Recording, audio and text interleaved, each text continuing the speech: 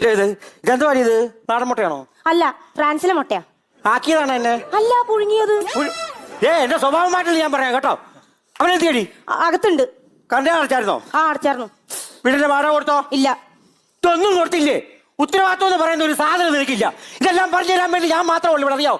എന്റെ നീ നോക്കി നിൽക്കരുത്, ഞാൻ പറഞ്ഞേക്കാം. ഞാൻ ഇന്നോ നാളെയോ എന്ന് പറഞ്ഞു നിൽക്കുന്ന ഒരു മനുഷ്യനാണ്, അറിയാവോ? അയ്യോ, എന്തിനാ നാളെയൊക്കെ എടുത്ത് ഇന്നേക്കൊന്ന് കെട്ടിയെടുത്തുകൂടായിരുന്നോ? എന്നാ?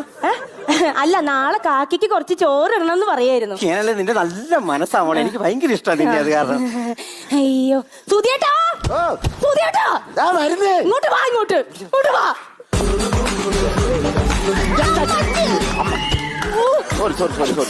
എന്നാടി ആ അമ്മാവന്റെ സ്വഭാവം എനിക്ക് തീരെ പിടിക്കുന്നില്ലോട്ടോ.